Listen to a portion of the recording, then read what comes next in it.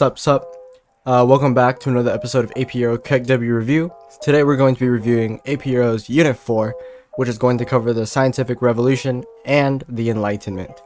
Now, once again, the reason why I call this series the kekw Review is because if you are studying for the AP test and it's too late, I'm kekwing at you because you studied too late. So don't be that person to study last minute and don't get kekw'd on. Anyways, AP Euro Unit 4, kekw Review. Without further ado, let's begin. So what are we going to be talking about in today's kekw Review? We're going to be talking about the Scientific Revolution. We're going to be talking about the Enlightenment. We're going to be talking about Enlightenment and how it affected monarchies. We're going to be talking about Enlightenment Influencers. So people like philosophers who are very important and very notable in the Enlightenment. We're going to be talking how the coffee houses and the salons affected the movement and the interactions in the Enlightenment and the Sci-Rev, and we're going to be talking about class structure during the Sci-Rev and Enlightenment. First of all, the Scientific Revolution. We need to know, what is the Scientific Revolution? Alright, so the Scientific Revolution was a series of events that marked the emergence of modern science. So what does that mean? This is when modern science actually started coming about, right? These are when a lot of the modern experiment techniques and modern ideas of what science should be like and what it started, and here's where it all started. Right, here's the origin place, the villain backstory, kind of, right? The development in all areas of science, including biology and physics. You know, people actually thought that our bodies internally were similar to like cows and stuff. The reason for that is because they actually don't dissect humans. They thought it was against like the church or whatever to dissect humans. But since like a lot of people stopped liking the church, they're like, hey, we can dissect humans. And boom, they actually discovered that maybe humans don't have like 50 quadrillion livers or whatever. Yeah, so that's basically what happened in the Sci-Rev.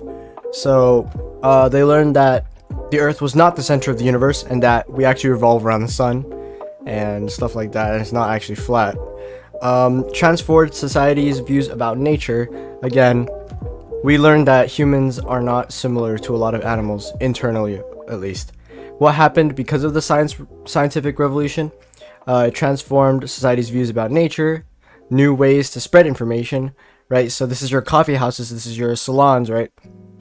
This is where people were able to gather and were actually able to talk about this stuff, and saw the rise of many famous philosophers and scientists. So we're going to be talking about a couple of them later on. The Enlightenment. Alright, so what was the Enlightenment and why was it important? So in the Enlightenment, there were three main things that you need to remember that actually came up during the Enlightenment. First was the use of reason. So there are actually two types of reason. There's deductive and inductive reasoning. So deductive reasoning is basically you make a conclusion and you find stuff to support your conclusion.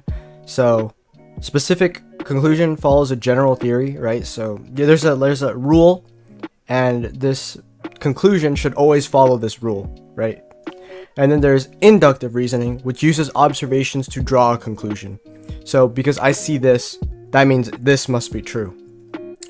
The scientific method.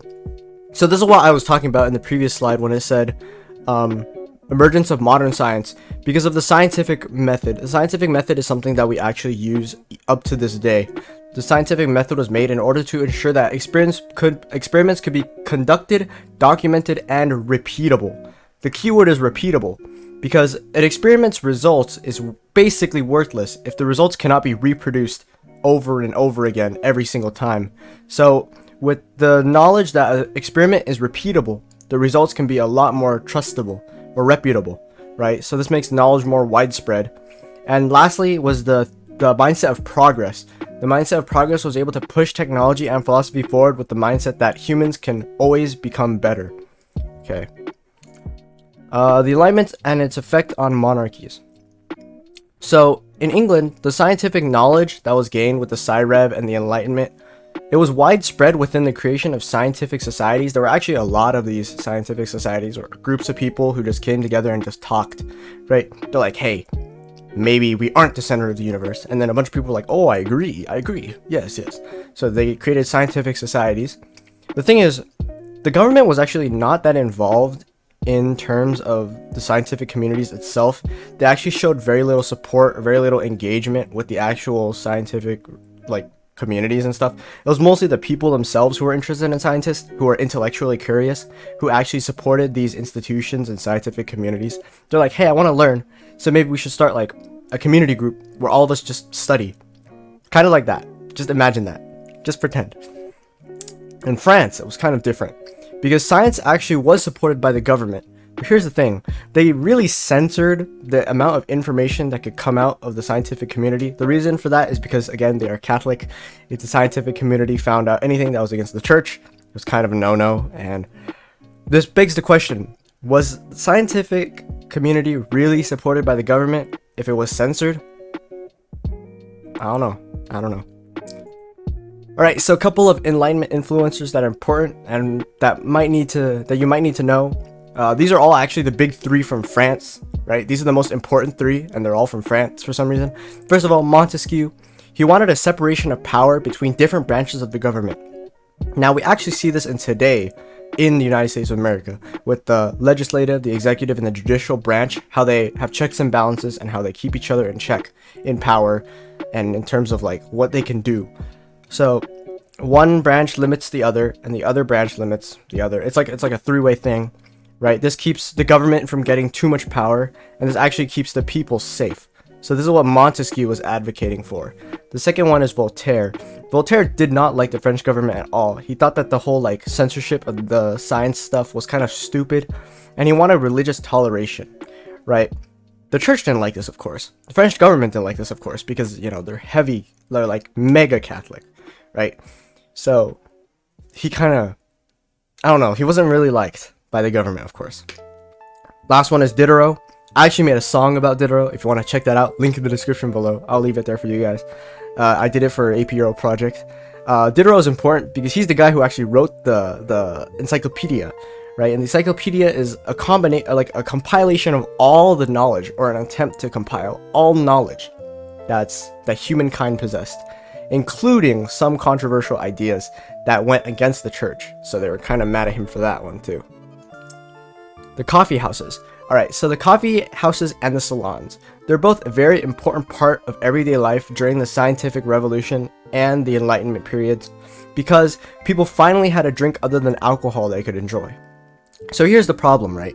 During this time period, sanitation was not the best per se, right? So there was no real clean drinking water other than maybe some rivers, right? But then again, people took baths and stuff in rivers, so I doubt the actual rivers themselves were that good for drinking. So people tended to drink a lot of alcohol, and if people are drunk, they can't be productive, right? So with the invention of coffee, like with the discovery of coffee, people were like, hey, this stuff is pretty good, and it gets us thinking, you know, because caffeine, it gets us thinking. So they had a drink other than alcohol that they could enjoy. Also, coffee houses were a place where thinkers could go gather and just talk, right? Coffee houses are very different back then than they are today, right? Today, when you think of a coffee house, you think of like Starbucks. You go there, you order your morning latte or whatever, you leave, and then boom, you go to work or you go to school. But coffee houses were actually very different back then. Think of more like a restaurant or like a cafeteria. They would just go there, they would sit there, and they would just hang out, they would chill. Think of like a mall food court that you would go to with your friends. You go there, you hang out, you chill, you talk. That's basically what the coffee house was like back then. Class structure. There was still a very defined class structure during this time, but because of the salons and the coffee houses, it allowed people of varying social classes to talk and express ideas, even if they weren't treated as equal, right? Because obviously a peasant would not have the same like stuff as a noble per se, but you would see this is one of the very few scenarios where you would see both a peasant and a noble in the same place, in a coffee house, enjoying coffee, talking about their ideas and their philosophies, right? So that's pretty important. And that's basically it for this AP Euro kekw review unit on the Sci-Rev and the Enlightenment. Thank you so much for listening. Hopefully you guys keep studying for the AP test so you don't fail, and see you next time on AP Euro kekw review. Thanks for watching.